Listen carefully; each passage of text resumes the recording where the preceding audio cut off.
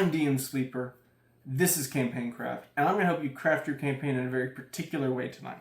Here are 3.75 ways to make an impact running D&D in your local church or public school system. In a recent video, I talked about 3.75 considerations before starting either an after-school program D&D game or a D&D game in your local church.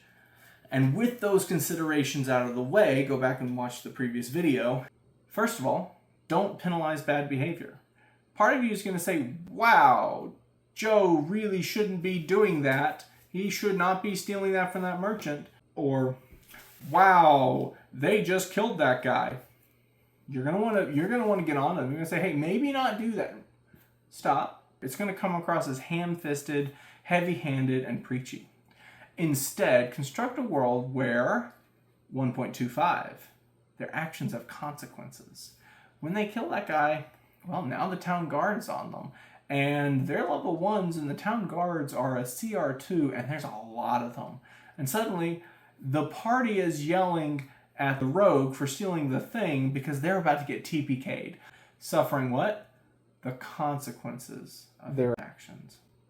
Because consequences, the natural consequences, are going to do a better job of teaching and a better job of shaping human beings than just you wagging your finger at them. Next, don't preach. And there's a temptation to have a moral, to have a lesson, something you want to tell the kids or teens, and to teach it through, or preach it rather, through an NPC, or even just look at them and say it. Don't preach. It's gonna come across preachy, and they're gonna sense that, and it's gonna break the immersion, it's not gonna be fun. But, now we're at 2.5.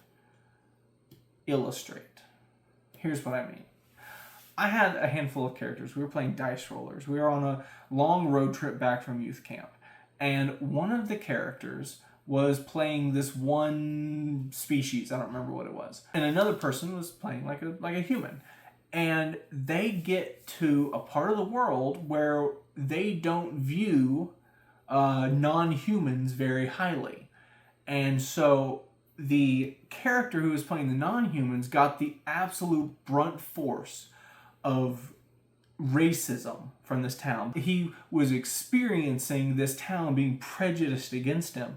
And the other person had to advocate for him because, that guy wasn't a voice that town was going to listen to. But the other character was. Now here's the interesting thing. The character that was, or the player that was playing the character that was experiencing the brunt of the bigoted behavior, that was a white boy, a teenager. His best friend who was playing with him was black.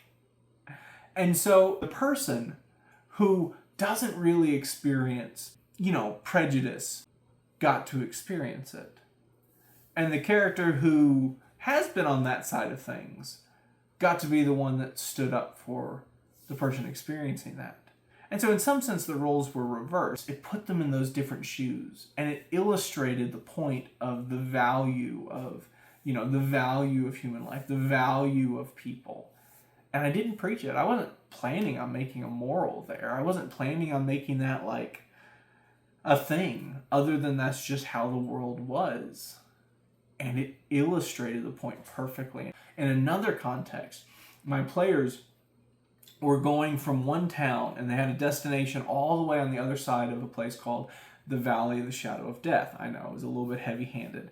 But they got, throughout the course of that stint of the campaign, illustration after illustration of different aspects of the 23rd Psalm. The Lord is my shepherd, I shall not want. He makes me lie down in green pastures, lead me beside still waters, so on and so forth. Even though I walk through the valley of the shadow of death, I will fear no evil, for you are with me. They got to experience incidents where this problem that was presented for them turned into the providence that created their way. Kind of like in the 1986 Transformers movie, where Cup and Hot Rod are on their way to Autobot City on Earth, And Cup says, the Insecticons are in our way, and the Insecticons are eating the walls of the city and like in the road. And Hot Rod's like, wrong, they're our way in. See, the problem became the providence that let them in. Well, they experienced the same thing. They fought this giant worm, and it was a knockdown, drag out fight, and it was really difficult, but it wound up at the end of it to be the only way across this like chasm that they couldn't surmount. And so they got to see illustrations of things without me really having to get heavy-handed with anything. I just created a world in which these things happen, and they got to see it play out. Other times, characters who are playing clerics, they will pray, and they will roll the dice, and it's really cool when those are nat 20s, and they can have these, like, just,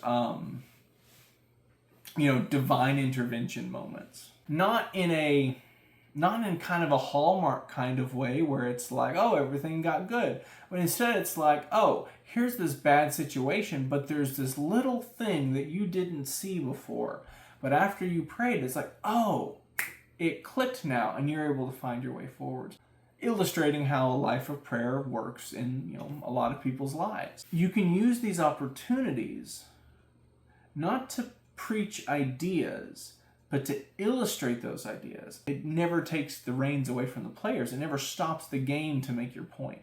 Next, don't moralize. But what I mean by this is more like don't make them do good things. It really takes away the point of a role-playing game if you force any sort of action on someone, right? If you say this is the only way forwards.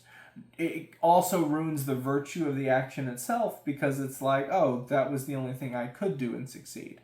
I see how it is. But for 3.75, give opportunities to be virtuous.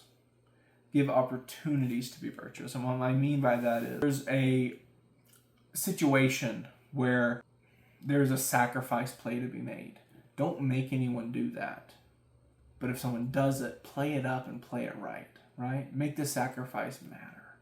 Make that self-giving nature that takes a heroic character and the player drives them for that. Make that mean something. Because it won't mean something if you make it happen. But if you give opportunities to be virtuous, you will be proud of your players when they put their characters' lives on the lines to do the right thing.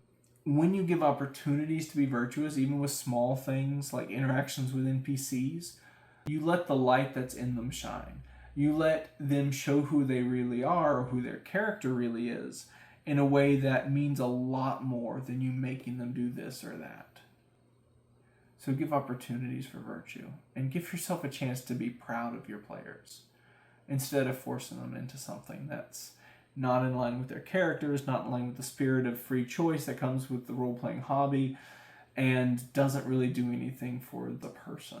This has been 3.75 ways to make an impact on your community running D&D for after school or youth group. And I hope that this helps you craft your campaign.